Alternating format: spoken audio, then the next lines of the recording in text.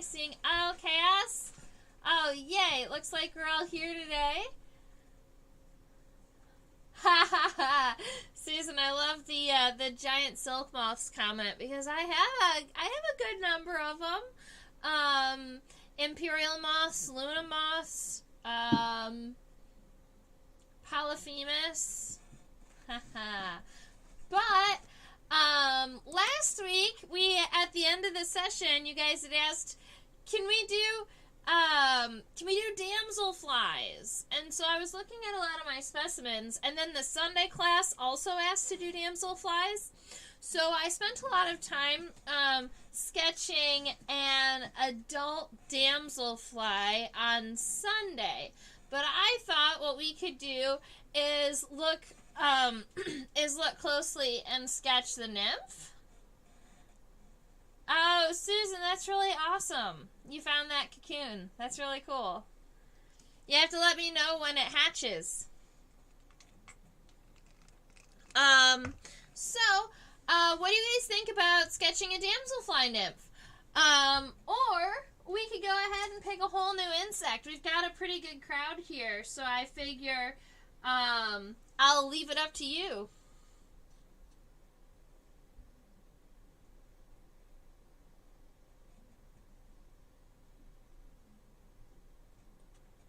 We can dive into immature damselfly anatomy and talk about the differences between the three major families.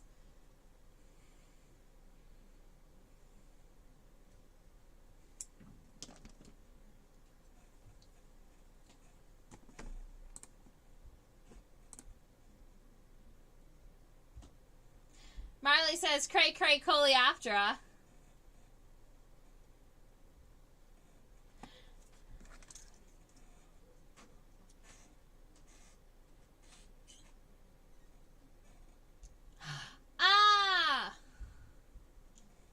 Fair enough. Okay, so Avea was the one who really wanted the damselfly nymph, and Avea, you were here actually on Sunday, so you were able to see it. Good, good, good.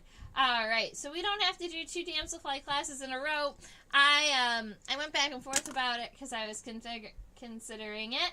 How about an ant? That could be fun. I don't think that we've sketched an ant yet together.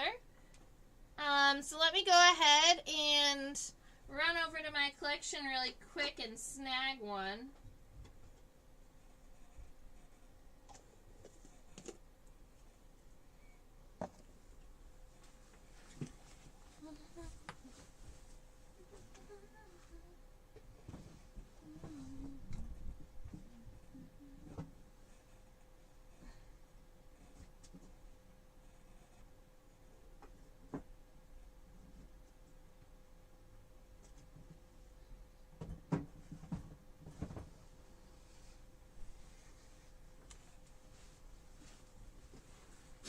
Alrighty, I have a couple ants, so I'm going ahead and looking.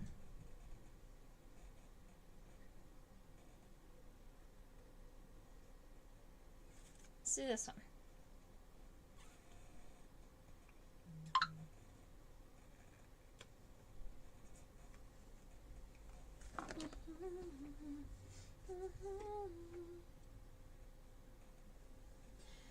Ants are another one of those insects that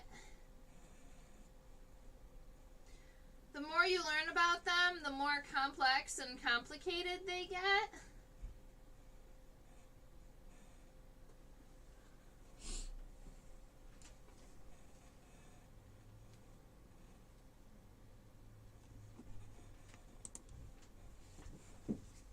Alright, scooting that over. Oops! Microscope scooted too far. Alright, so this is the ant I figured that we would sketch. It's a decent size. Let's go ahead and zoom out of the way. I might be able to see the entire ant under our microscope. Yeah, so we'll be able to measure it under the microscope today instead of using my ruler. I always prefer that way because I feel like it's a lot more accurate.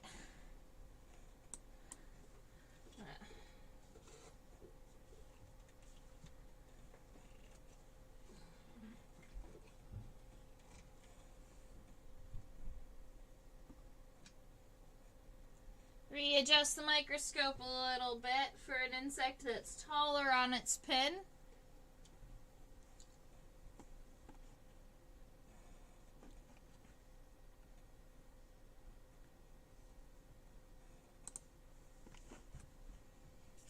Alright, so going from the front of the head all the way to the tip of the abdomen, our ant is a decent sized ant at, let's grab it off from on top of the ant so that we can read it.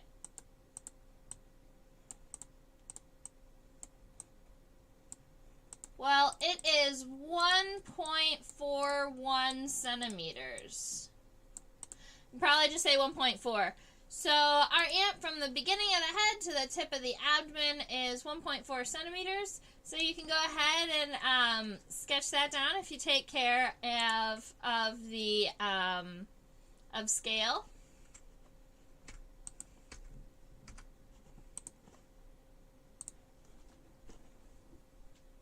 Is this a worker specimen?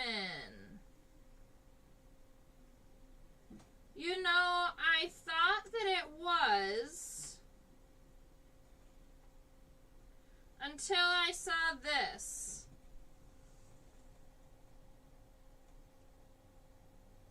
So, Chaos, I thought that I was showing you a worker specimen.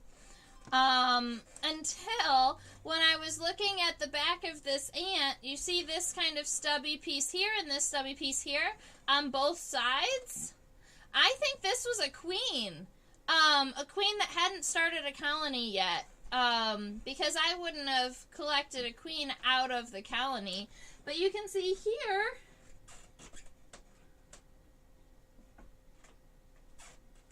those are the stubs of her wings. So queen ants, when they emerge as elates, as reproductives, they have wings.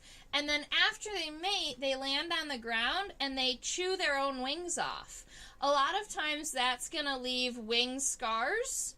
But I must have gotten this ant right after it chewed its wings off because it's not even a scar, really. There's a little bit of wing tissue left on the thorax. On both sides. Here and here. So that's kind of crazy. I didn't know that until we started looking at it. So that's a great question. Oh, yes, of course I can change the title. This is a Carpenter ant?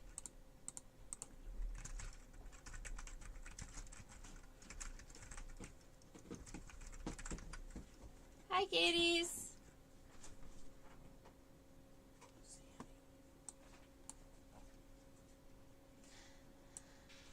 I didn't identify this ant further than it's an ant when I was looking at it previously. So I want to say that it's a carpenter ant.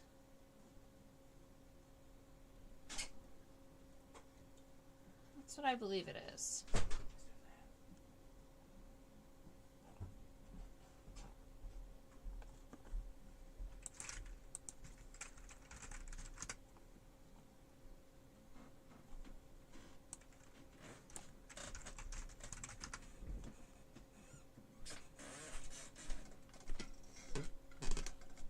Yeah, so I believe that this is a carpenter ant. I'm not going to give you the scientific name for the genus because I'm not exactly sure what species or genus this would be in. And if you wanted to do scientific, the family name is Formicides. So ants are in the order Hymenoptera for all bees, wasps, and ants. But then if you want to go one step further, the family name for all ants is Formicidae. And a lot of times I'll remember that because ants use formic acid, right? And so their scientific name is named for an acid that they use. Oh, you guys remembered it was my birthday! Yes! Exactly!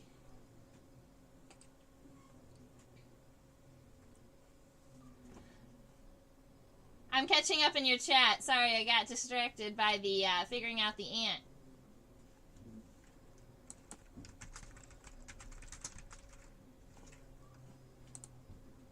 If her wings are gone, does that mean she's got eggs inside? Well, kind of, yeah. So if her wings are gone, that means that she definitely was mated and she was looking for a place to have a colony. That almost tells a kind of sad story. That I probably wouldn't have collected her if I knew that she was a queen on her way to start her own colony. Marley says, can you show the whole thing again? Of course I can, Marley. This is what she looks like. And in ants, you can see the individual segments, the head, the thorax, and the abdomen pretty well.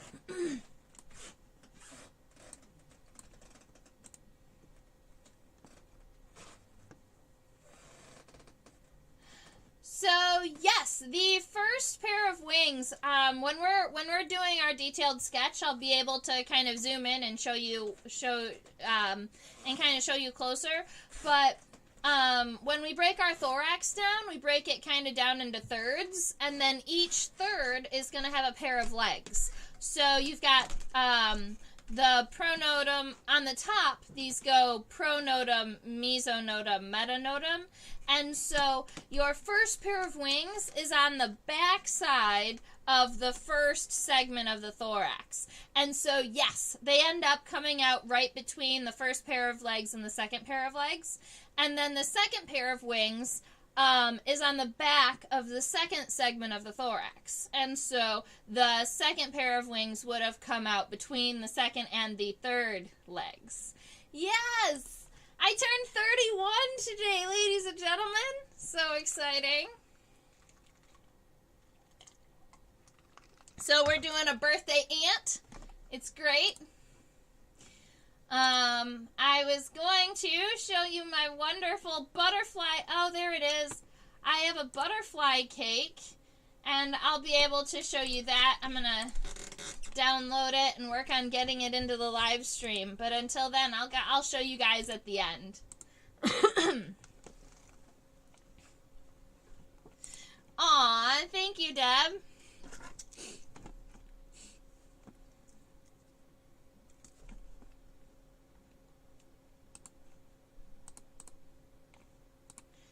All right, so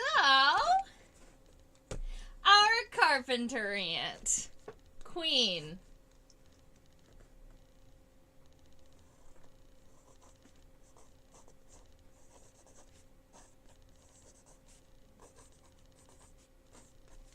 I'm going to write Carpenter ant, and then I'm just going to write Formicity, which is the scientific name for ants. Now, all true ants, at least. There is one type of ant out there that has the name ant that is actually not in this family, and those are the velvet ants. Velvet ants are actually a family of wasps that look like ants. Oh, Susan, I get the prime joke. It took me a minute. I've got it. All right.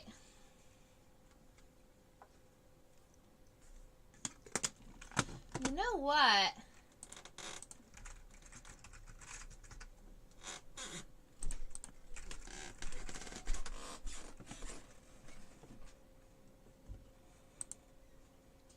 I'm going to look up one other ant for you guys because I believe...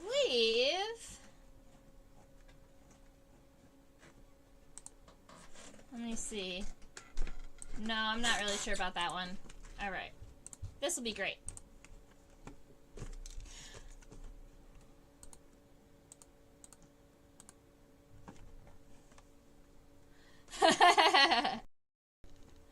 Alright, so I'm going to go ahead and give myself a very light sketch of the overall body shape and kind of where the legs are going to get placed.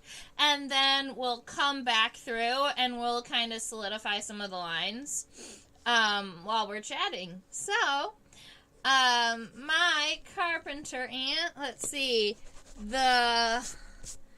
I'm going to start on kind of the back side of her head, right? Because right about here, her head is kind of D-shaped. It's flat on the end and nice and round towards the front.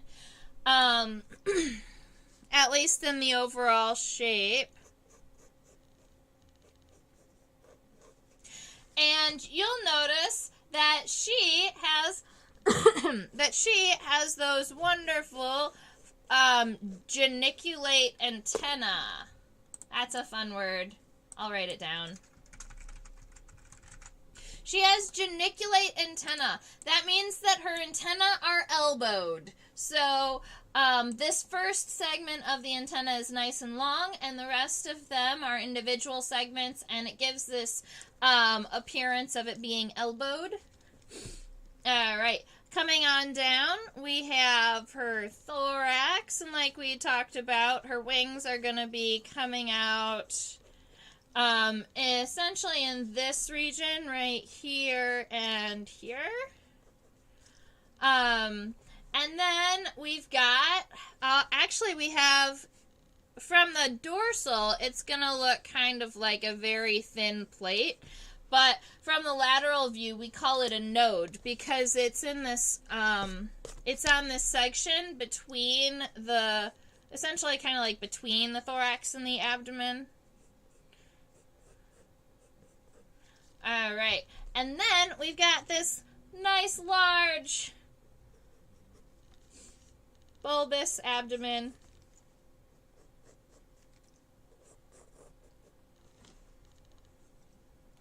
And I'll definitely come back and darken these up. Okay. So, I'm going to zoom in on the head now. All excited. Wait, I'm going to get... What I've been doing recently is also giving myself some funny-looking stick legs to give myself an idea of what the angles are going to look like. Obviously, we've got the first pair of legs going forward and the back two pairs moving backwards. Ants have... has anyone watched the YouTube video about the experiment that they did on ants and how we know that they actually count their steps between the food and their home? Have any of you watched that video? So, scientists, sometimes I feel like scientists, will do things to insects that they wouldn't do to other creatures because they're so small and, I don't know, they're not really considered animals when it comes to laboratory tests and those types of things. So, here's the deal. Scientists one day were like, I wonder if ants count their steps. So they went from, yeah, Marley, you knew exactly where I was going with this. So these ants, they're going to walk from their home base all the way to a food source, and then their goal is to get back. Well, there were these scientists that were like, we can test our theory, and we know how to do it. So they let the ants go from their home all the way to the food source. And then after they got the food source, they would take the ants off of the track, and they would either cut the tips of their feet off, or they would glue sticks to their legs and give them stilts. All right? And then they would put them back onto the track. And then they would see if they could get home. Well, the poor ants that had the tips of their legs cut off, when they were trying to go from the food to home, they went short. And then they started looking for their home here. Well, the ants that had the stilts, they walked and walked and walked and actually walked past their own home, right? And then started looking for their home where it should have been, the correct number of steps. So ants, they'll actually use and count the number of steps in between their food source, and they'll use that number to help them get home.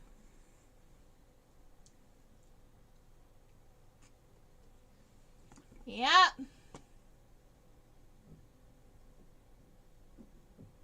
So you're seeing a couple of extra little fuzzes there. This is just a little bit of dust that's on my specimen. We have right here, we've got the antennal sockets. The compound eyes are up here. Let's see. I'll just throw Carpenter ant up there until we have another word. So we've got the antennal sockets. We've got our compound eyes up here. I believe that little circle right there that you're seeing is a simple eye. Let me go ahead and double check that for us. Yes. All right. So right about here, you see that little circle? There's one compound eye. There's actually two more, and they're in a fairly wide triangle. So there's another one. I know. The arrow's going to be better for this, ladies and gentlemen. So we have this eye right here. That's a simple eye. And then there's going to be two more. And it's right here and right here. All right, so they kind of make this wide, flat triangle.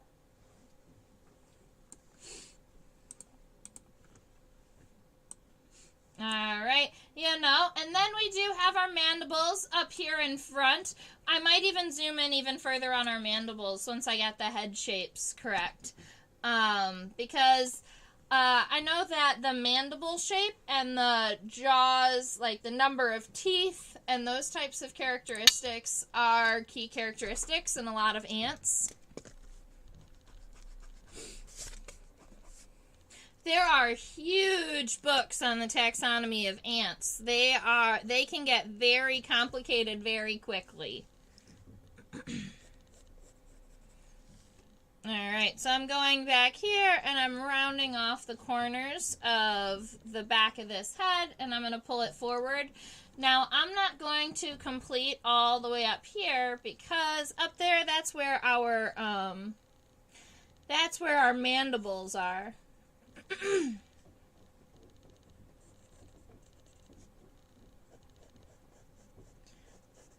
So my head is going to be more shaped like this, where there's kind of this cut in at the top, and that's where my mandibles are going to fit in.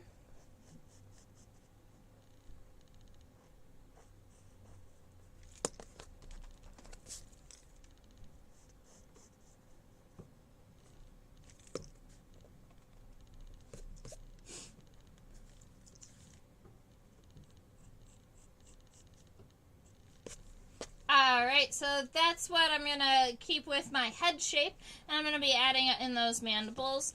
Now, our compound eyes are pretty wide on the head, and they're not as large as some other adult insects have been, right? Like we saw the dragonfly eye, damselfly eyes on Sunday. Let's see, what did we see in this class? We've seen some pretty large eyes where the eyes pretty much take over the entire head, whereas in the ants, their eyes are just a little bit smaller. They don't take up as much of the head. Although, you could argue that they might... they're going to want to be a little further up than this. Because I need space for those simple eyes also. I'm going to do the simple eyes first. You could argue that ants are going to mostly use pheromones as cues. So they may, and if they're actually using the counting of steps rather than visual cues to go from their home to their food source, then it would make sense that if they're not really particularly using their eyes, they don't need huge eyes. Alright, those eye sockets are going to be in this general region, and this whole first segment that's nice and long, oh, it looks like it's smiling. Yeah, it does. It's happy.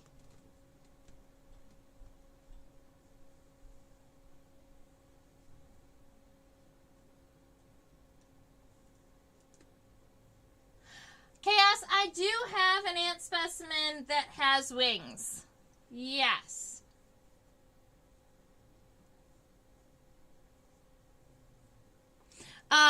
But this ant also used to have wings.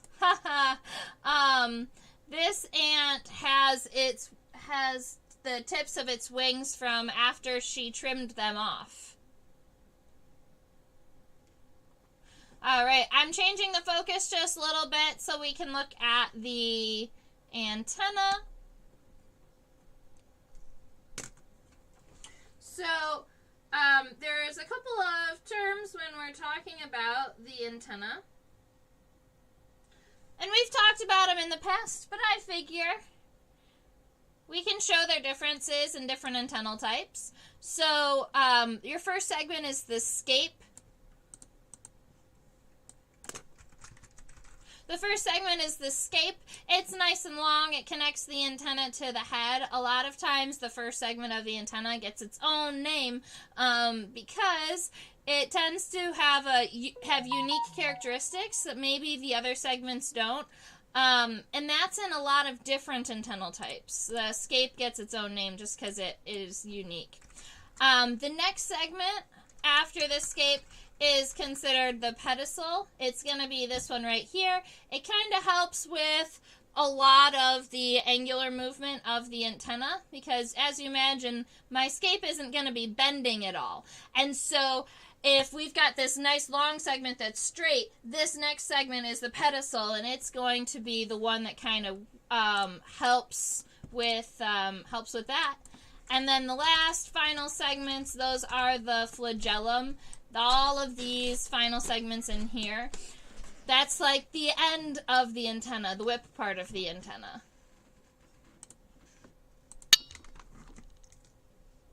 And their antenna. Yep. We've got jokes.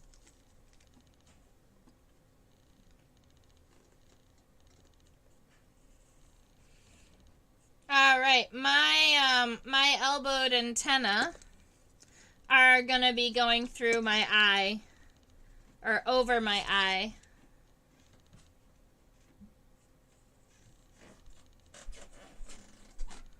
That's fine. All right, so we've got this nice long first segment, which is the scape. Then we have the pedestal. That's a lot of times a triangle because it's got to be kind of thinner at the base and then wider at the end. And then the rest of the flagellum. A lot of times I'm going to give myself a wavy line and then just build off of that so that I know how long to keep the antenna.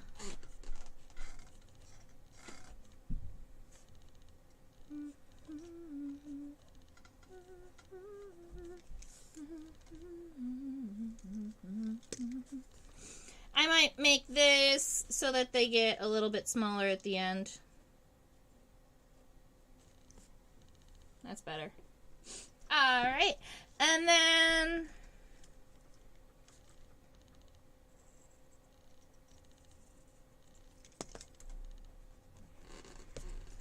so I was thinking about whatchamacallit. I was thinking about pheromones and things that I've taught about pheromones, and it occurred to me I could tell you guys, we could have a small side story about termites. You know, you guys like my side stories. So, termites are also are going to be using pheromones for communication. And sometimes I think that it's kind of funny what things in our lives kind of trigger insect behaviors when they're not supposed to, or that's not what they were meant to do. So there is Bic pens, you know, just like the basic black or blue Bic pens that you can buy of them 50 of them for like $5, or I don't know, big packs of them for fairly cheap. So if you take those pens and you draw on a piece of paper, there's actually a tracking pheromone in the ink that that termites will follow. So if you put a termite on a piece of paper that has a circle of Bic ink, the termite will find the ink and then walk in circles infinitely, thinking that it's going for food. I used to use that as kind of a science project for kids because I would put stuff on the piece of paper and then I would have them draw a line and we would race the termites down their tracks to see who could make the track that the termite would follow. Alright, so I'm going ahead and zooming in a little bit to check out these mandibles, and I'm trying to focus kind of up and down because they are a little deep, and it looks like they have about 4 teeth on each side, and they have some pretty golden hair up here.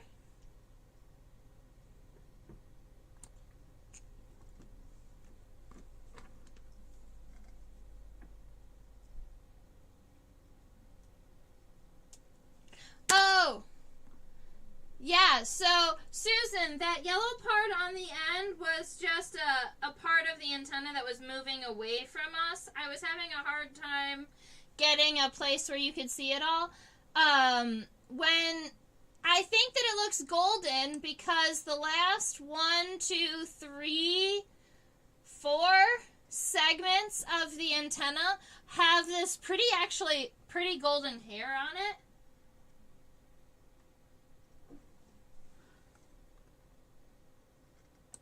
Yeah, so what look like the last 3 segments of my antenna are more connected to each other and have really pretty golden hair on them. Thank you for asking about that. I guess I could change my sketch up a little bit.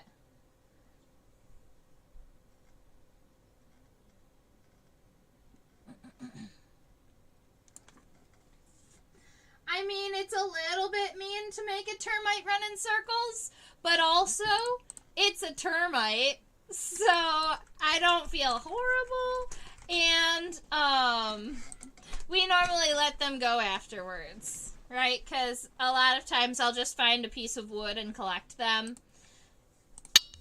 We just make sure we count them before and after class, because generally teachers want to make sure that none of the termites are released in the school. Alright, so I'm pulling these mandibles up a little bit, and I'm making sure that they each have 4 sharp teeth on them. 1, 2, 3, 4. 4.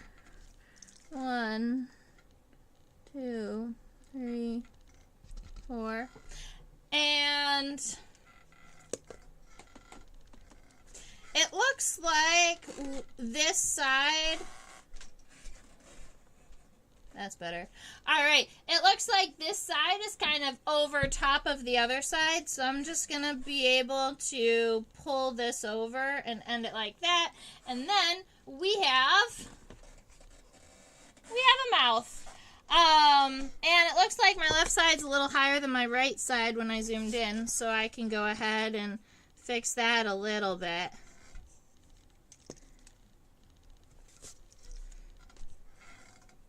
That's fine. Alright, cool. We have a head.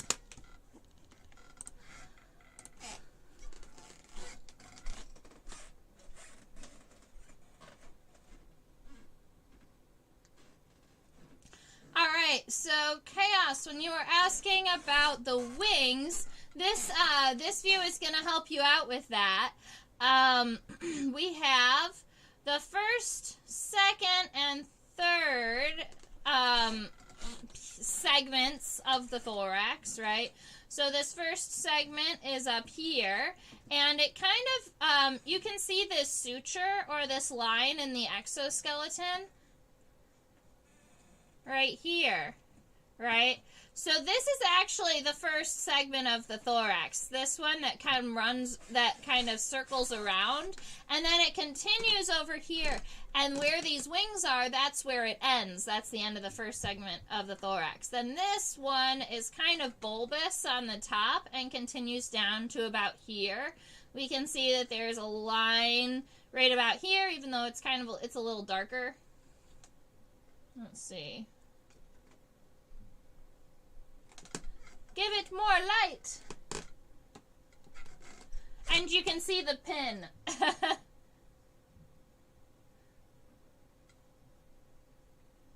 So you can see that suture now is a little bit easier with light. The pin is pretty bright in that shot.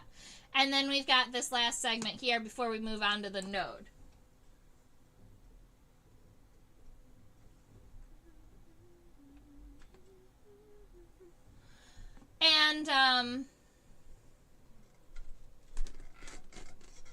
And Chaos, this and this are what used to be her wings.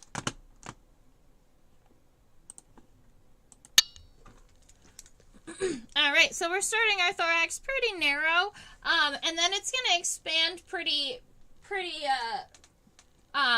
quickly. And it looks like her thorax gets almost as wide as her head, but not all the way. So I'm actually going to make sure, I think that my thorax was a little bit narrow the first time I sketched it. I'm going to make sure it gets nice and wide.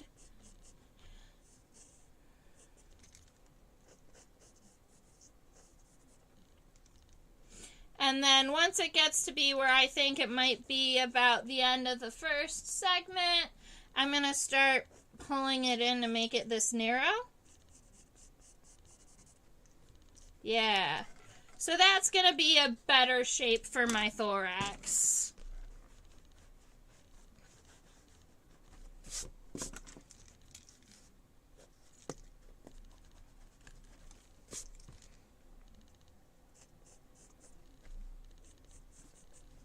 All right. So that first segment is kind of short looking, so we get it to look, and this arch, you want it centered, you want it even along the central line, so sometimes I'll even give myself a little cheater line.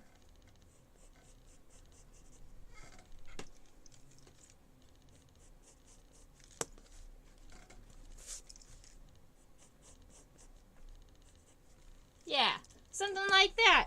So that's going to be our first segment. So that's where this segment is where the first pair of legs connect. And right here where you can see these angles, this is where the first pair of wings connect. All right. And then we've got this large segment that's kind of bulbous. And this is ideally where you want to put the pin through if you're going to be pinning ants. Many people, especially ant people, ant people ask you not to pin ants. All right. The pins are generally too large for ants because they're such a small insect that they can ruin some of the characteristics. So instead of pinning ants in lots of collections, what you'll see is ants on points. And if you've never heard of a point is a little piece of paper, almost like a little piece of cardstock a lot of times, and they can be in two different shapes. They can be rounded little raindrop shapes, or they can be really long, kind of triangular shapes. And your goal is, if you've got this long triangle, which is the one I've used most of the time, you bend the very tip of this little piece of paper, and you put a glue droplet right there on the end. So you have a piece of paper that's bent, and you put a glue droplet here, and then you glue the side of the ant. You put the very tip of this piece of paper right here. because then you have all of the characteristics on the central line, and you can still have access to the whole right side of the body. And that's why people, especially people who are studying ants, are going to prefer to mount and have their ants made that way. Yeah, the names of the thoracic parts again. I hadn't mentioned those before, so I can go ahead and give those to you. A lot of times when there's 3 segments, we're going to go pro, meso, and meta. So, the first segment of the first segment of the thorax is gonna, or at least when it's on the top, is called the pronotum area. And then the next segment, the middle one, is the metanodum. And then pro, meso, meta, the metanodum. Yeah, people don't use those terms regularly, but if you said them, that's how we would understand them. It's insect words are really interesting because sometimes I'll be going through and I'll be reading a key and I will understand what they mean without ever having heard the terms before, just by how they break down the words. So pro meaning the first one, meso meaning the second, and meta being the last or the third. We also do that with the segments of the legs. They'll say the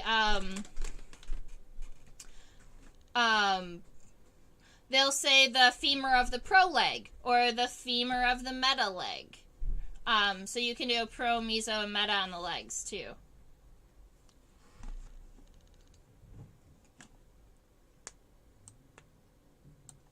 Yes, Susan, exactly. So, they all just start following each other. I've not heard ants call it the vortex of death. I wonder where that comes from. Is that because they're circling something that is dead, or is that because they're stuck and they're not going to leave even for food? So pro, meso, meta. And when we get to this little segment right here, this next little friend is called the node. It's right here. That is going to be characteristic of all ants, and if you were talking about a defining characteristic for the family Formicidae, it is this node. And a lot of times it's hard to see dorsally, so I'm going to flip our ant sideways really quick and see if I can find it at an angle that you can see it.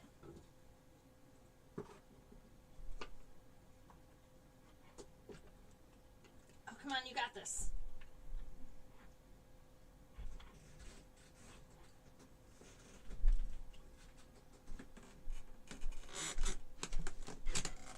Almost.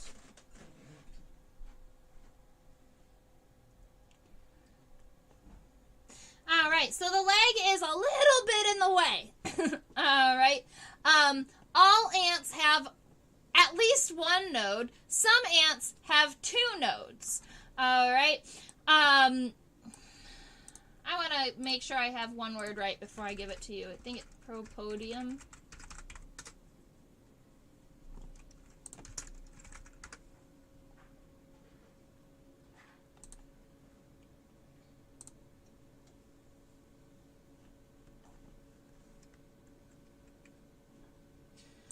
I want to give you this word. It's called the Propodium, but I want to make sure.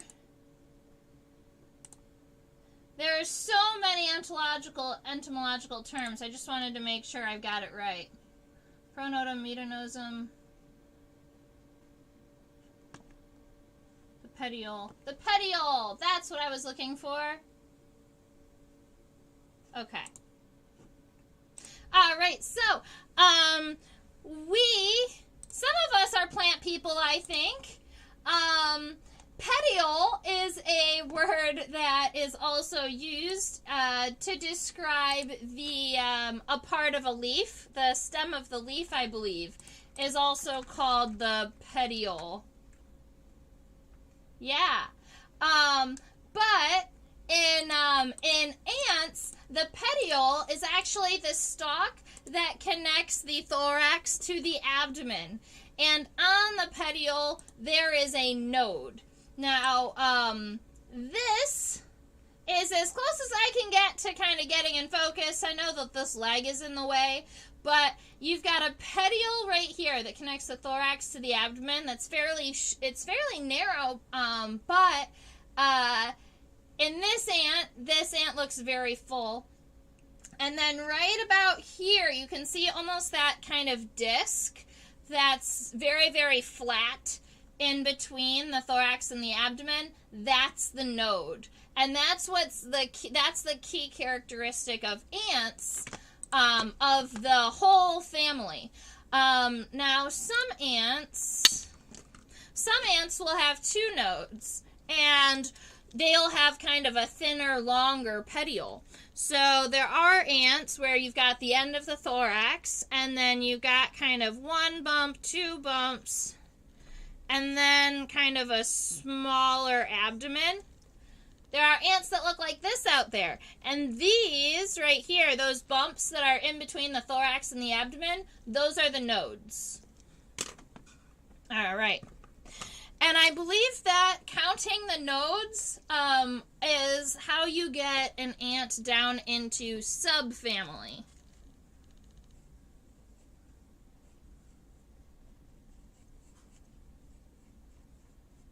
So I guess that's a lot to say. Dorsally, it looks like a flat pancake.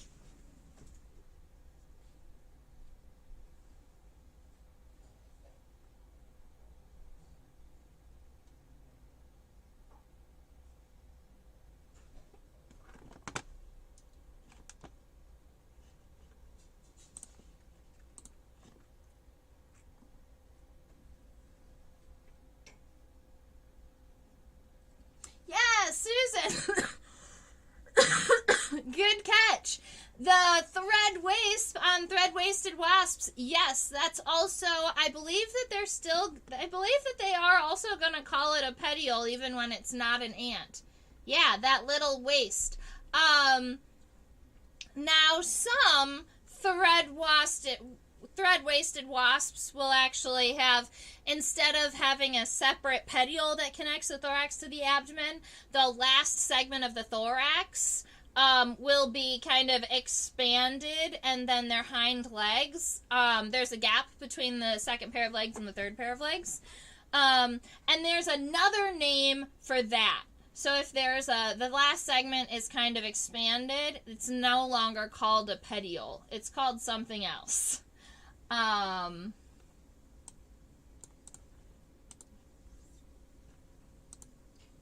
wants to know, is the petiole part of the Metanodum? Or all of it? The petiole is just that stalk in between the thorax and the abdomen.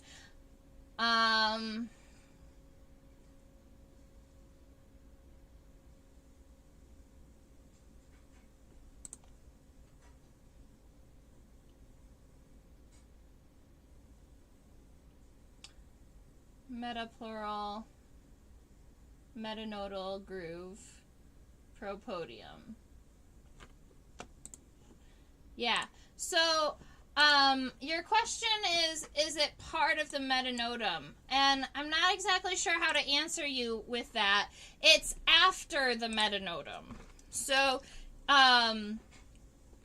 sometimes people will say, let's see, I'll show you. Sometimes, so this right here, actually does have a name. This is called the Metanodal Groove. I just learned that right now. So this right here is our Metanodal Groove, which is a groove on the metanodum, right? Now, and that makes sense because you've got section 1, section 2, and it looks like the third one is cut in 2, but that's because it's got this groove in the center. Now, after the metanodum, you have the petiole, and the petiole is just a stalk. Now, in my Carpenter ant, the stalk is so short that it doesn't even feel like a stalk. It's right here. There's just a little itty bitty one, and it's what the node is on. So I would say that is the last segment of the thorax. This is the petiole with 2 nodes, and then that is the abdomen. I hope that makes sense. Okay, good.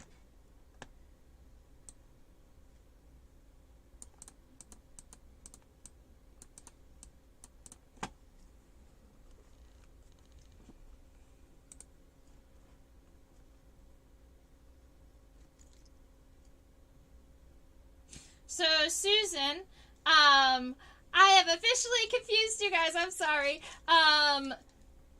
The nodes are on the petiole.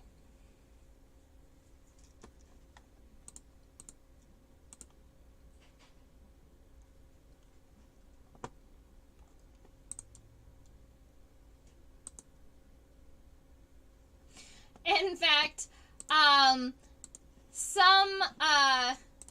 if you wanna get fancy,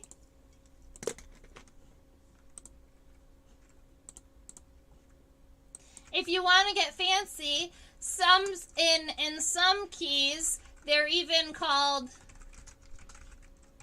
petiolar nodes because it's just a node on the petiole.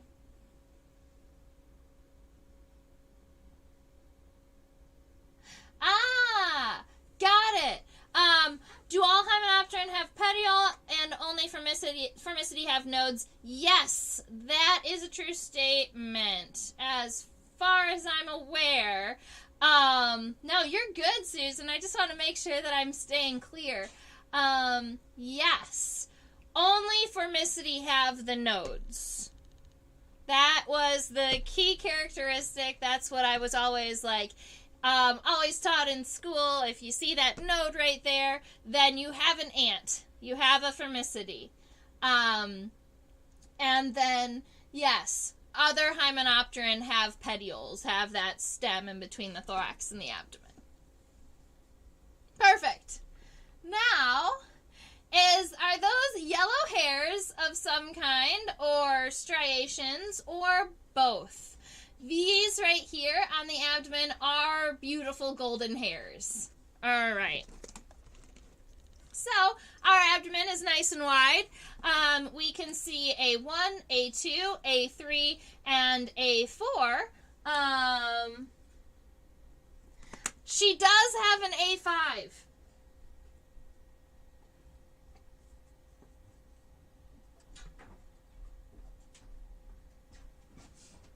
We'll turn it and show ya.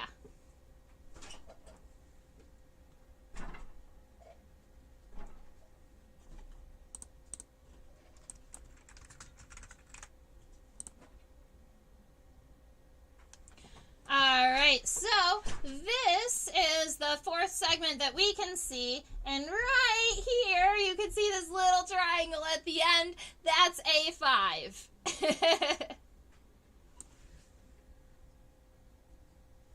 It is kind of angled, it's kind of angled down in our ant, which is why we can't really see it as well, at least dorsally. But when she was alive, it's likely that these segments weren't as tucked into one another, that they were expanded a little bit more, especially because she was about to start producing eggs, and her abdomen was about to really start expanding, so this wouldn't have been so tucked and short. But we also have not striations, so not kind of longer hair-like grooves, but we do have punctations, or little puncture-like grooves on the exoskeleton. So we call them punctations when they look like there's little punctures in the exoskeleton. And you can see those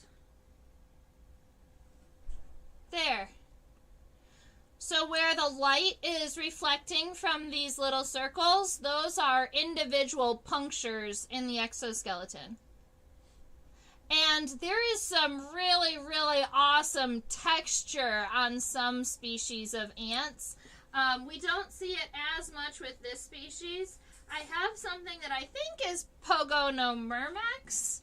I haven't confirmed it yet, which is why I decided we weren't going to sketch it. But it's got these really big mandibles, and it has these really cool striations on its head. So we might... I love that, Susan. Punctations with a K. Yeah.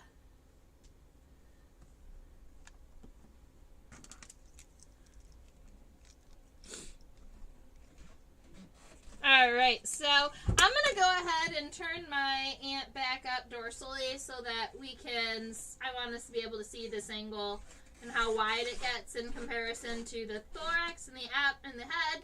So it looks like our abdomen is going to be about equally as wide as the head.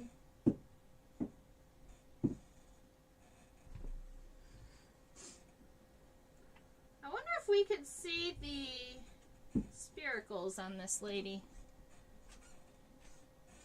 All right.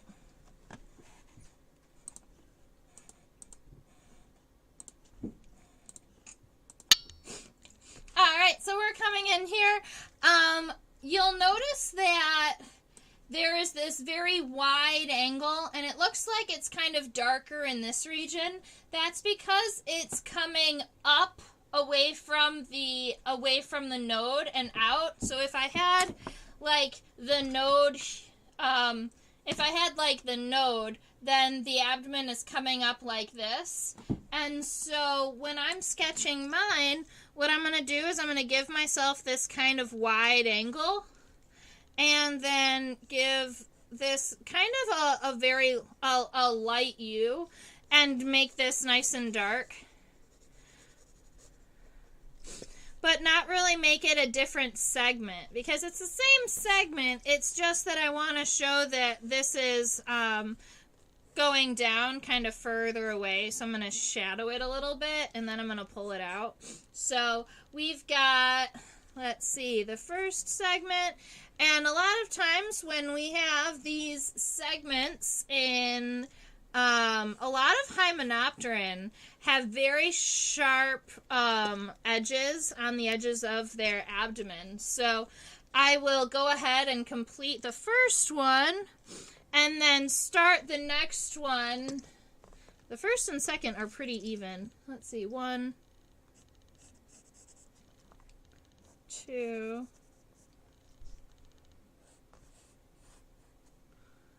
and then start the next one inside,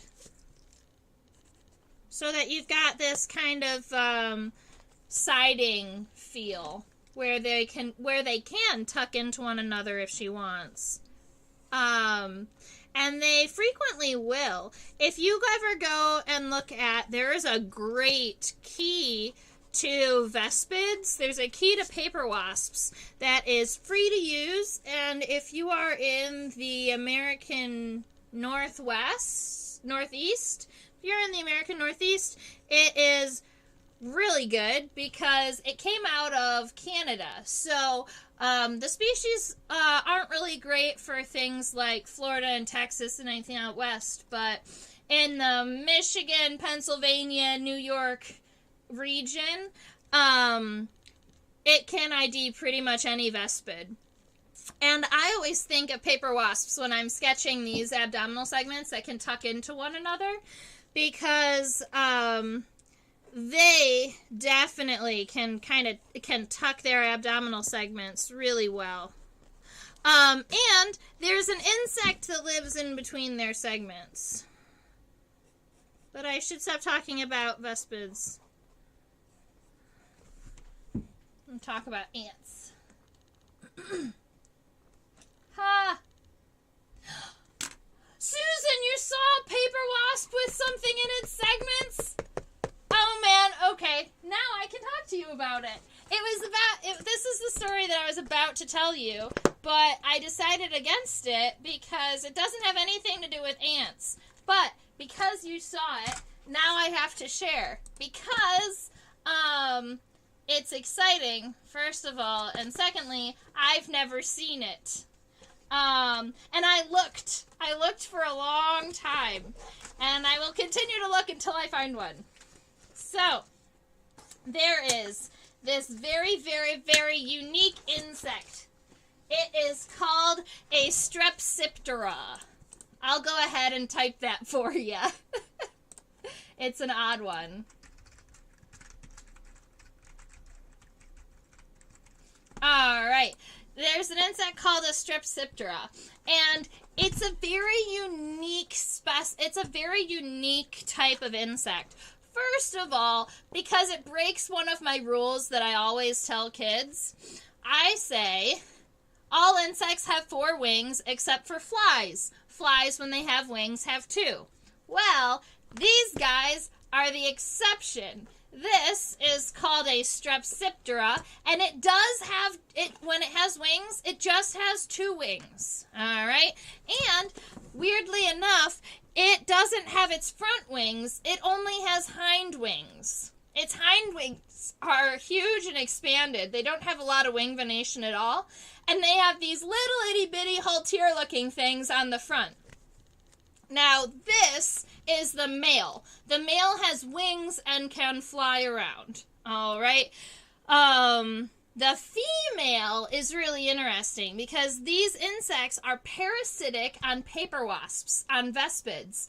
So the females will live in between the segments of a wasp's abdomen. So there's enough of gap in between these 2 places, and they can kind of stick themselves, jam themselves up here, kind of in between 2 segments.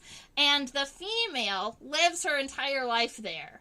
My guess is that she feeds off of the vespid, but I guess I wouldn't know. Her abdomen, though, sticks out. Her abdomen sticks out, and her head goes down. And then the males have wings and are flying around, and the males will land on the vespid and will mate with her while she is inside of the wasp's abdomen. So that's an awesome little story. Honestly, if I knew we were going to be talking about them, I would have read up a little bit more about them, like how the immatures, maybe like how the immatures transmit from one wasp to another. I would postulate it is during the mating process, but maybe that doesn't make sense because paper wasps, maybe it's in the colony. Maybe they switch wasps, switch and spread from the colony. But I do know that part, that Strepsiptera are awesome. They're 2-winged. I think that their common name is the twisted wing fly. Yeah. And they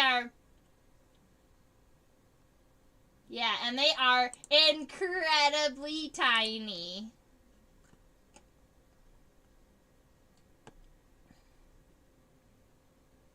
And you're right, they have some pretty awesome looking antenna. We call these antenna pectinate.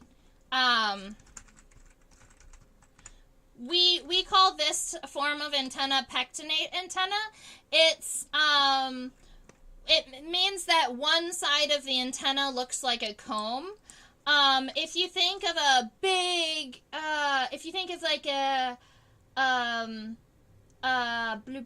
big silk moth. If you think of a big silk moth, they have bipectinate antenna. So they have lots and lots of segments like combs, like segments on both sides, right? So bi meaning 2 and pectinate meaning 1.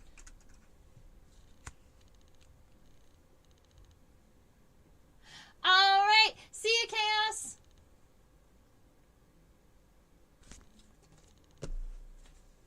Yes. So, Ivea, I'm going to go ahead and answer that question for you on those wings.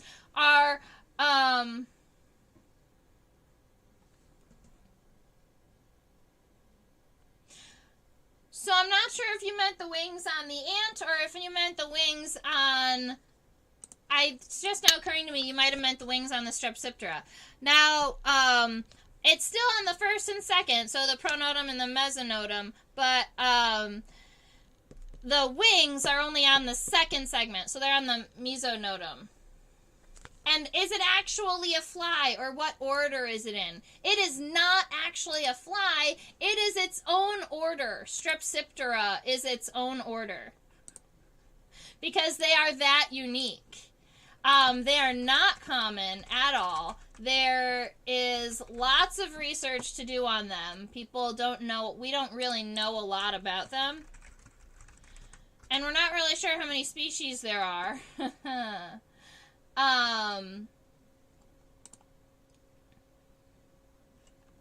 Yeah. Oh man, they have the coolest antenna. Okay.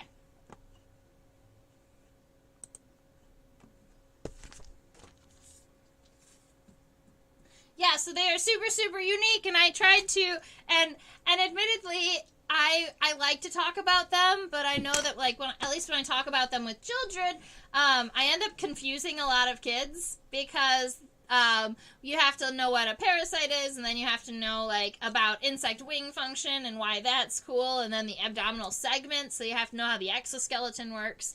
But yeah, so we've got our wings, if we wanted to put the broken wings in here. Our first pair of wings is here at this edge, and then our second pair of wings would be where this bottom line comes out, so it would be something in this range. And our wings are chewed off, so I'm just gonna kind of leave it kind of rippled.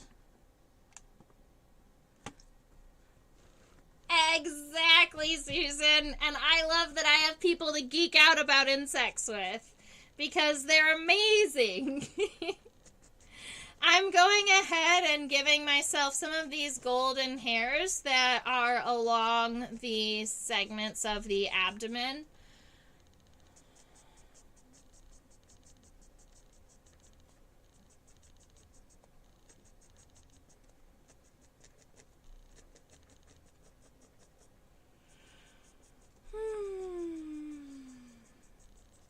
Okay. Fun stuff. Alright, so I've got some of these hairs. I figured out some of this texture. Sometimes I'll add a couple of punctations, especially at the second half of some of these segments, because the punctations, at least in this specimen, get deeper as the segment goes on. So in the beginning of the segment, it's almost clean, and then as it gets closer and closer, there's more punctations. So I wanted to kind of show that. Alrighty, legs.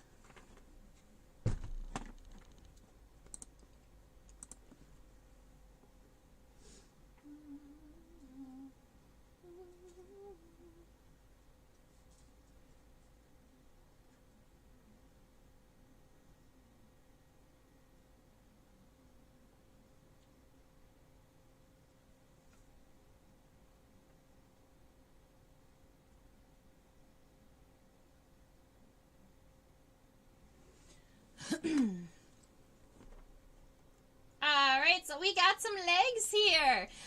This is our femur.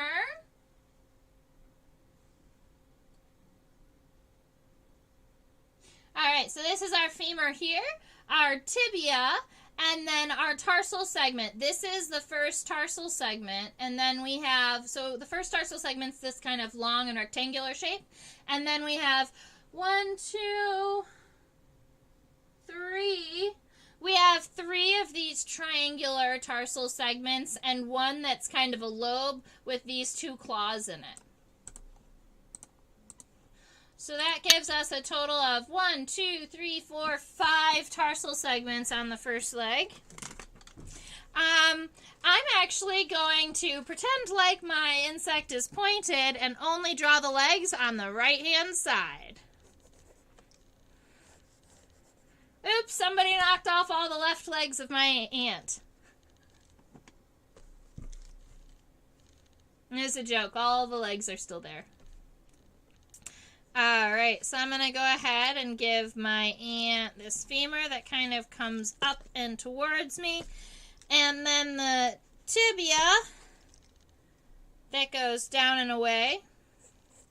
Now, a lot of times, I'm more familiar with ants. A lot of times are going to have really long kind of tibia. They'll have long segments. Her tibia feels a little short to me. But at least it looks like, I just looked, her hind legs are pretty long. And she's got this decently long first segment on the tarsal claw, too. So we've got one tarsal claw. And then 3 triangles and the lobe with the 2 claws. Something like that.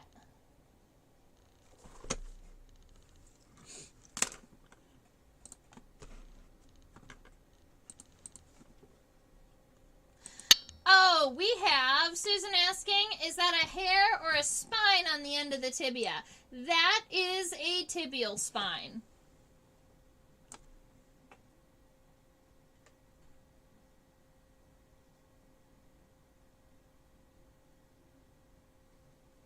It's kind of a funny tibial spine.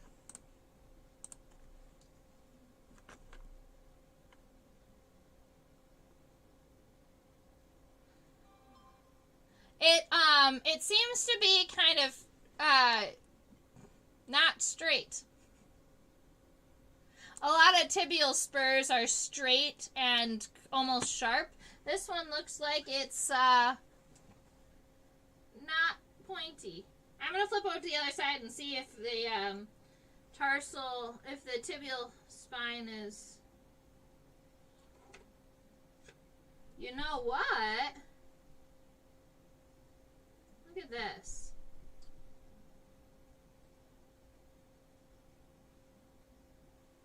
All right, so right here, this is that tibial spine you were looking at. And it has its own unique shape. From the front, it's straight. But from the side, it's kind of wider on the top and narrower on the bottom. And this is on, oh, my thing still says Strepsiptera. Let's say tibial spine. I try to keep up with the words. Sometimes I leave it up there a little longer than I should, probably. Now, this tibial spine, I'm just going to go ahead and draw this and this. Alright.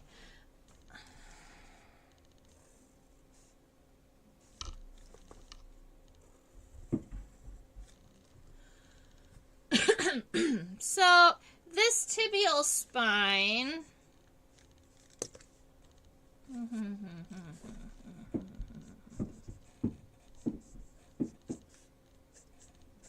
If this is my tibia and this is my tarsal segment, it's kind of wide at the top and then it narrows down into a sharp point and it kind of tucks behind the tarsal segment. My guess is that this is some type of comb for the antenna. A lot of ants, sometimes you'll see them cleaning their antenna or cleaning their face. They will sometimes clean their antenna on their mouth parts, so they'll put it through their mandibles and kind of pull it out that way. But they will kind of push this way using these using the ends of their tibia. So I guess it would make sense that they have kind of specialized, special shaped spurs here that would help clean them up. Ah, what was the term for the front leg? That's not just front leg. This is the proleg. Wait, no, I lied. Don't write that. Prolegs are on...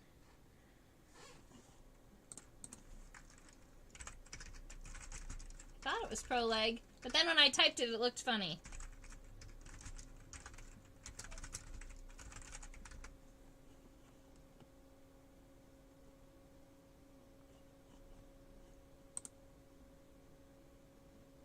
I really thought it was proleg, but proleg I know has a different connotation in caterpillars.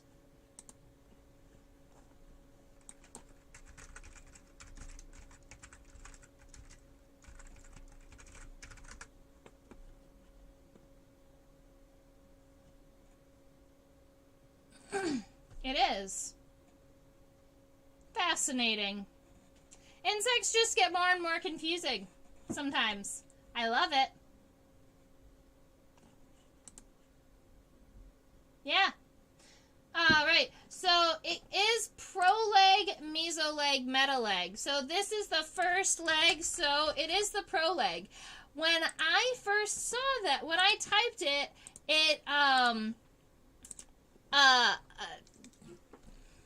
I'll share with you what I was thinking. The first pair of legs is called they're called the prolegs, meaning the first.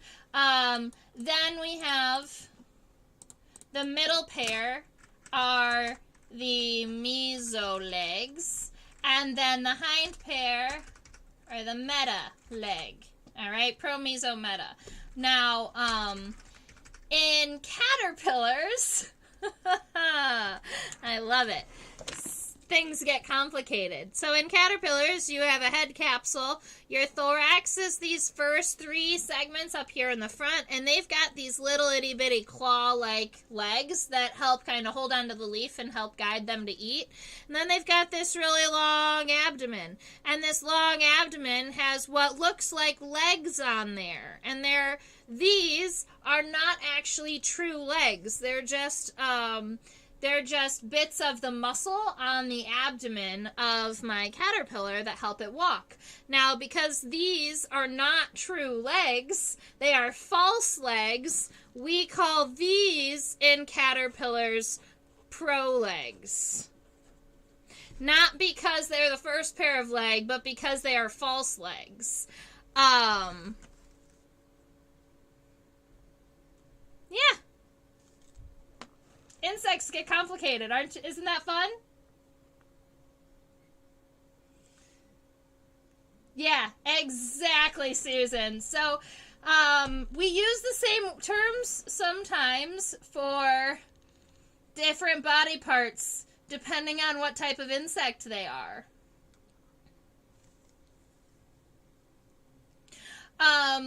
The other terms you'll read sometime are front leg, mid leg is the middle leg, and hind leg. So sometimes you'll see that in texts also.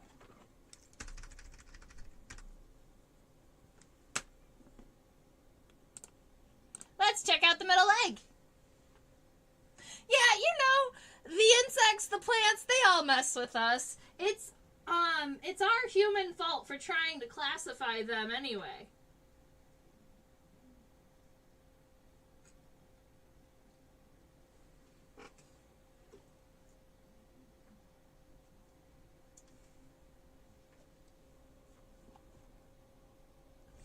Alright, I'm going to get the focus on mostly the end of this leg. So we've got the femur and the tibia. They are going to be approximately the same length as the front leg, as the pro leg. So I'm going to go ahead and focus more on these tarsal segments. This first one being really long, and right there at the end of the tibia you can see that there is another tibial spine.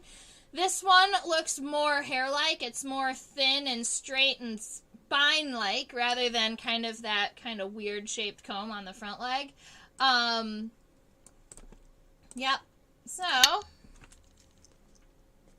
gonna go ahead and get my meso leg, right, the middle one.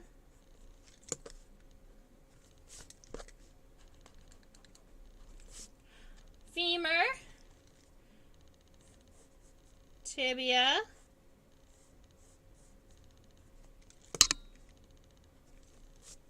Tibial spur on the inside of the leg a lot of times. And then the first segment of the tarsi. You know what this reminds me of? It reminds me of cats. You know, because when you're looking at a cat, when it's walking, its paws are actually its toes. And the foot part of the cat comes up its leg a little bit. It's like this whole section. And so that's what this reminds me of. You can see that this tarsal segment, it's long and thin, and it's essentially an extension of the tibia to make it even longer.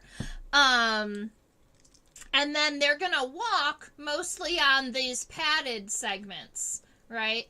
So these segments right here, these triangular segments, they've got more of those hairs. Those hairs are going to help with friction. These little claws are going to help it hold on so that it can climb up walls and those types of things. It doesn't get blown off of a leaf by the wind, right?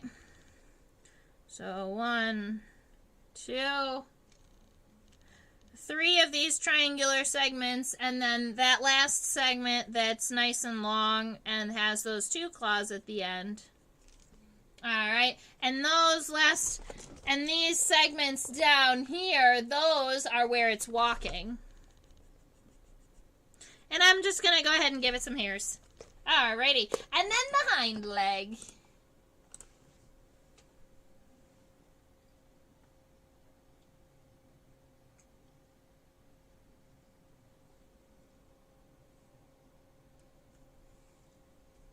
So we have a femur here, our tibia here, and an even longer first segment of our tarsal claw, of our tarsi. This is our first tarsal segment.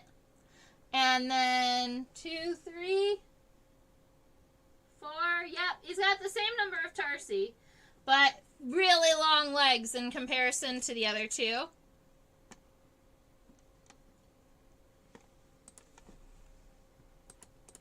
So this would be the meta leg.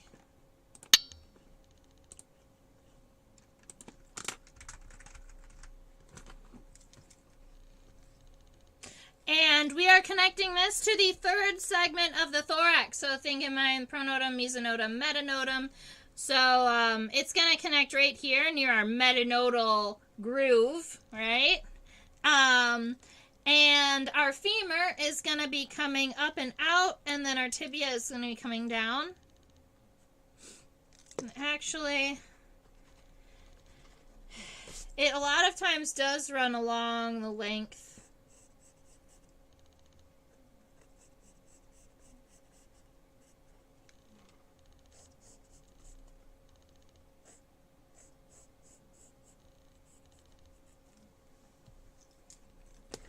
Something like that, because you'll notice that our leg, if it was expanded just a little bit, it would come down, the tibia would come down around the third segment. So that's what I was trying to do, is trying to kind of push this leg, pull this leg back in my mind to kind of see where it would land. And it looks like right about there. I might even make the femur a little bit wider at the base.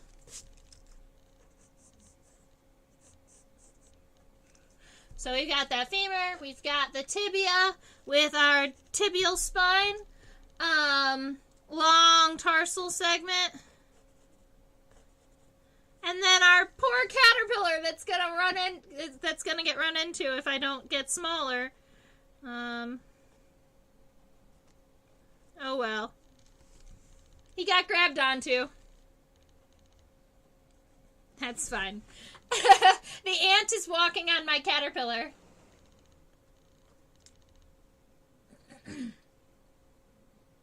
Ooh, good question, Jasmine.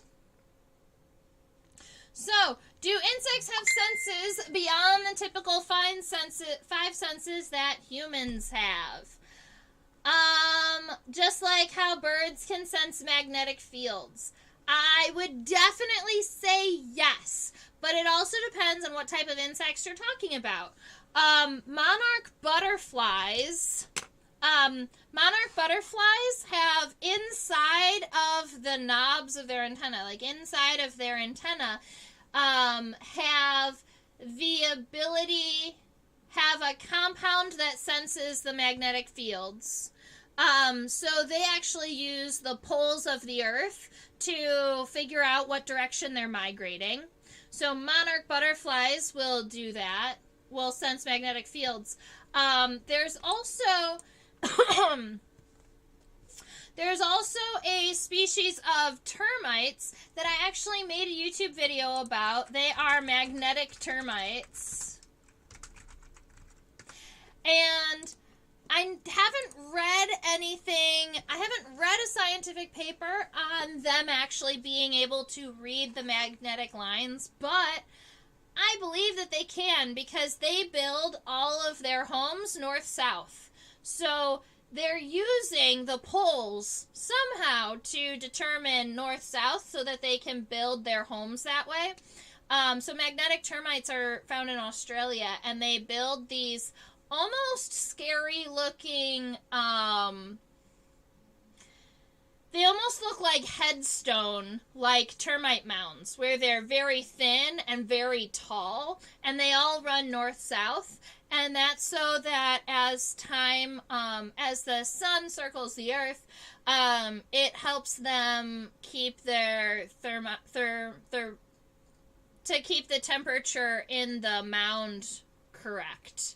It has to do with how much time the sun hits the wall and how it moves over, and then at noon it's not taking on as much sun because it's narrow. It's actually really interesting.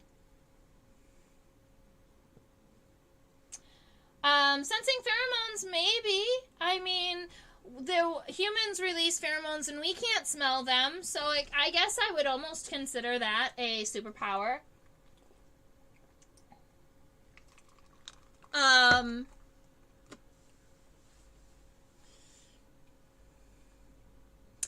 don't know if I know of any ants that use the magnetic fields. There are many insects that can see colors that we can't see.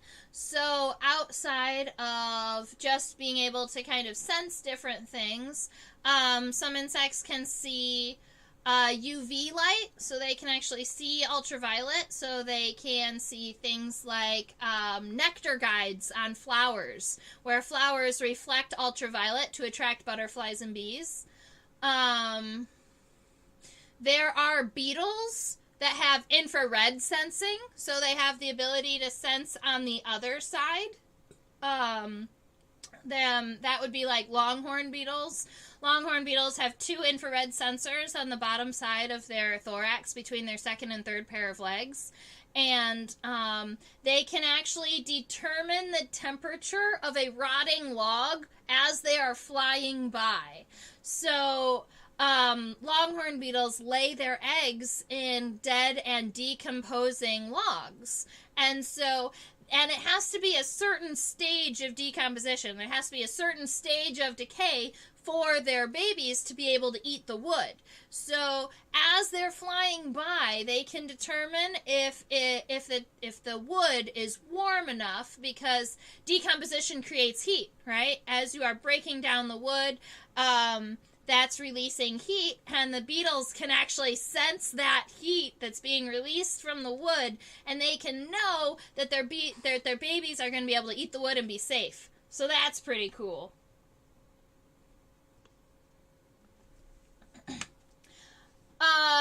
What about, so UV light, infrared, heat sensing. There's also what we call a fire-loving. There's also something called a fire-loving beetle that can actually sense heat in the air and hunts down forest fires. They can sense a forest fire from miles away, and that's something that we can't do yet.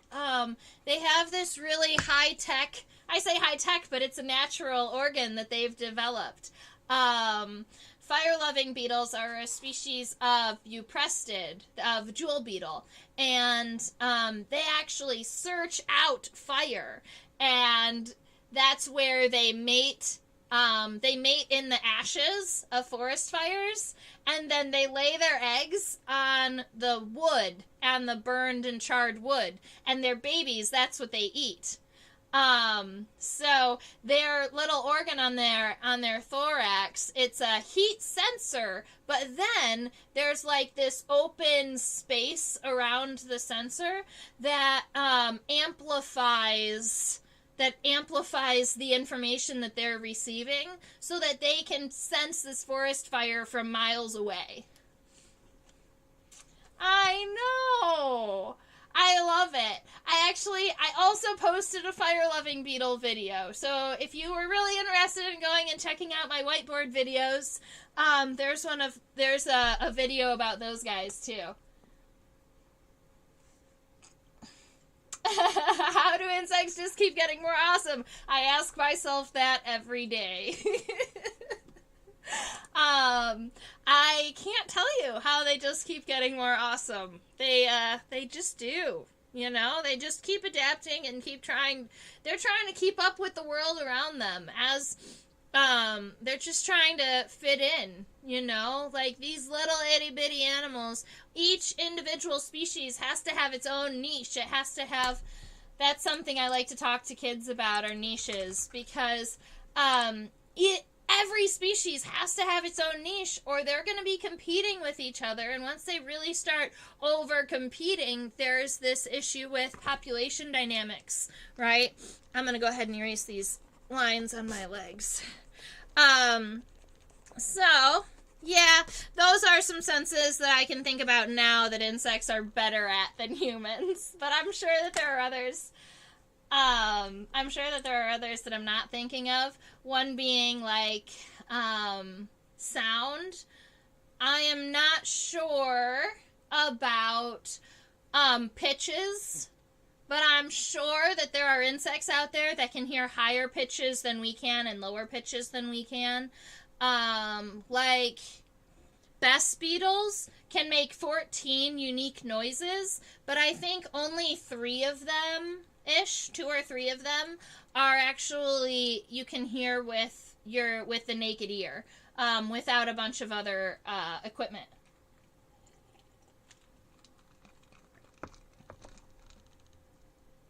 Yeah, so that's something. Anthill by E.O. Wilson is definitely one of those books that I would like to read at some point. I have not read it yet. And E.O. Wilson was an awesome entomologist. So anything that he has written, I would love to read.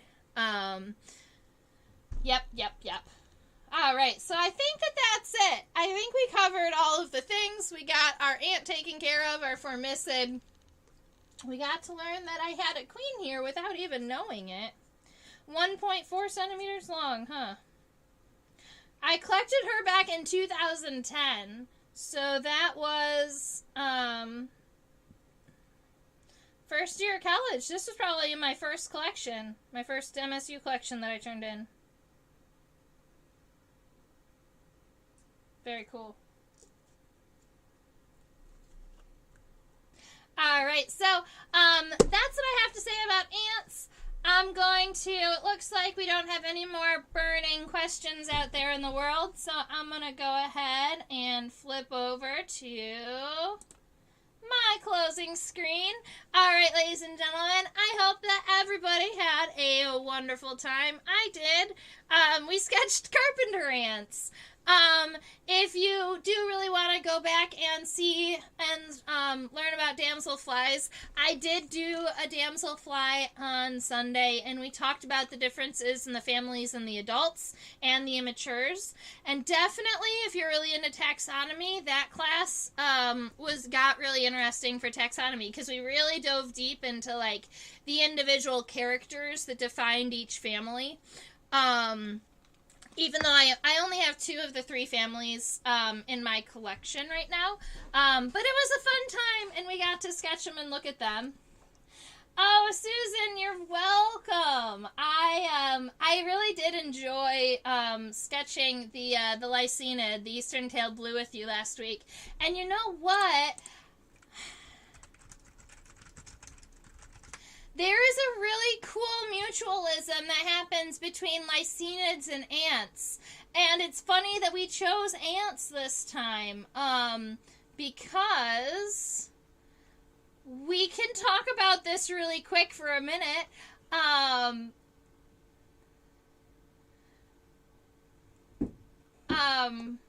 So a lot of Lycaenid caterpillars. Sorry, my head went for a minute. So Lycaenidae is the family that we talked about, right? And a lot of the Lycaenid caterpillars coexist in ant colonies. They actually live with the ants. And they actually, the caterpillars and the pupa emit this chemical that makes the ants think that they're one of their own. So the caterpillars can just kind of walk around, like crawl around in the ant colony and eat food and do what they need to do. I'm guessing they spend a lot of time in, like, the ants' garbage pile. That would be my guess. But they walk around in the ant colony and they survive, and the ants don't fight them because they're releasing a chemical that makes the ants think that they're one of their own. So ants really have bad sight, and they spend most of their energy on their other senses, mostly pheromones. So scent cues. And sometimes they can even read the microchemicals on the exoskeletons of each other. So their antenna will tap on the other ants, and depending on what the ants have been living in, they will have different metals that are on their exoskeletons. And a lot of times they can sense the different types of metals on their exoskeletons. To determine if they're part of the same colony or not, right? All of these microchemicals and micrometals that kind of stick to them as they're crawling around in the dirt. They can say, "Oh, you live where I live, so you're part of my family," or, "Hey, you came from somewhere else. I don't recognize that smell. I don't recognize that compound."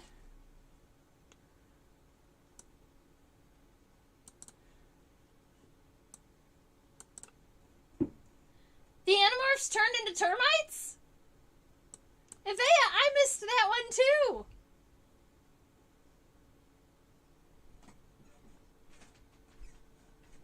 That's fun. Alright, so, here is the page you all know and love.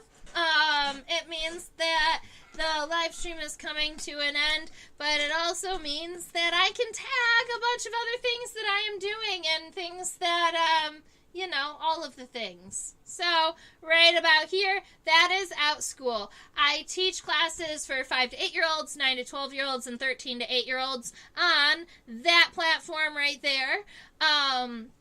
And as part of OutSchool, I have weekly clubs where the kids get to learn about a new insect every week. I also do scientific illustration with the 9 to 12-year-olds, so we do classes that are very similar to this with young kids, but we do it on Zoom so they can see each other and we can talk to each other and we can ask questions. And I have a bunch of really awesome little bug lovers out there in the world, so if you want to hit me up on OutSchool, the link is in the description box. That is where this is a reminder to subscribe to my YouTube channel. You can go ahead and click that little notification bell next to subscribe, and that will make sure that you receive notifications on your phone for when I'm live streaming. And right about there, that is a QR code that links to Insectopia, and that is where you can let me know that you enjoyed this class, that you got something out of it. You can send me a small tip if you'd like.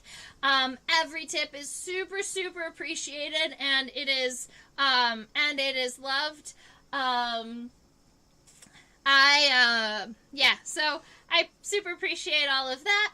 And over here, I have guessed that bug.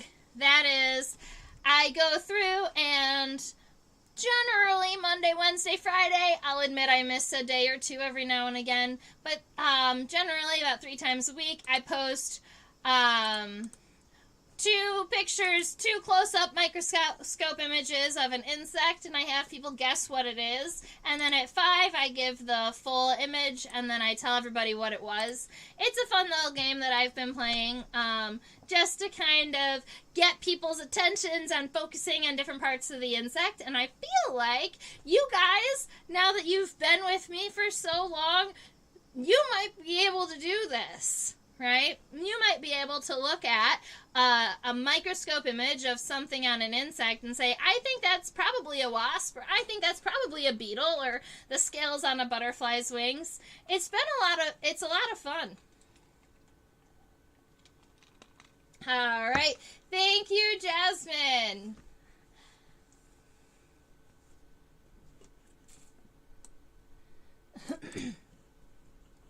Marley wants to know, Marley, that is a wonderful question before I sign off. How do Argentine ants do the micrometal recognition differently? There are lots of large papers that have to do with this. I actually read some recently because I wrote a blog article about the Argentine ant. I'm going to go and grab the link so that you can read it if you'd like.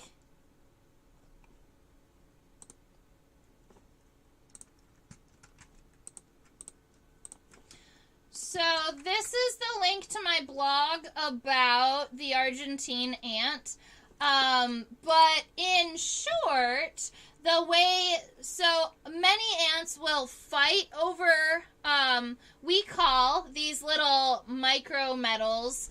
They, in the papers, they will call them cuticular hydrocarbons. All right, because they're on the cuticle, they're on the exoskeleton, and they're hydrocarbons. They're small and little. And some insects some ants will lean more heavily on the hydrocarbon recognition, and they will not care as much about the pheromones. And then other ants rely highly on the pheromones, and they don't rely as heavily on the cuticular hydrocarbons. It's just 2 different ways of recognition, and some of them outweigh others. Now, in the Argentine ants, the cuticular hydrocarbon, it doesn't really matter to them if they grew up in the same location. What does matter to the Argentine ants are the pheromones. So if you smell like me and you're the same species, then I'm going to accept you. Even if I grew up in California and you grew up in Oregon. Because we're releasing the same chemical, we're the same species. Versus other ants that are competitive within the same species, those we think are more reliant on the cuticular hydrocarbons. And they'll say, hey, even though you smell like me, you didn't grow up where I grew up. So now we're gonna fight. All right. Oh, yes, right, I told you guys I was gonna show you my cake.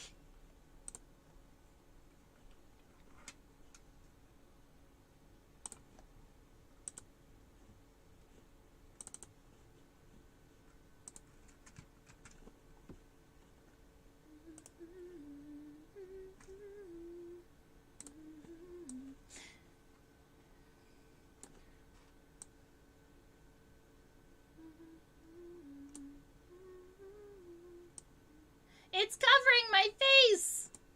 There it goes. All right. So there's my birthday cake. It's a butterfly. I was pretty excited, and I'm in the way of it now.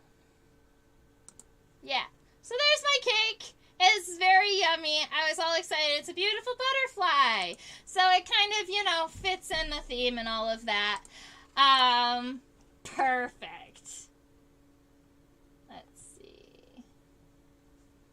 Had to kill the termite queen.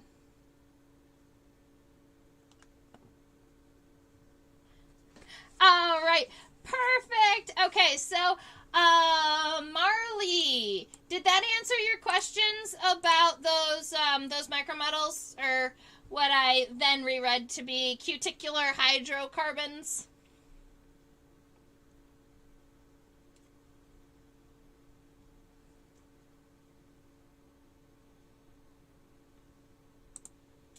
Perfect. All right. I love that. I love that even individuals who are not artists or spend a lot of time sketching can come here and learn to sketch bugs. And hopefully, you're taking some of the skills with looking at these things very, very close up and continuing to use that in the rest of your life, right? Because I love to kind of think about zooming in, especially when I'm walking around in the forest. I will look around and then I'll say, all right, I want to pick a place, and I'm going to, like, think about what's happening in smaller locations. And it's really like a little fun mental game to play with yourself when you're walking around outside, like zooming in on what's happening in certain places. I love it.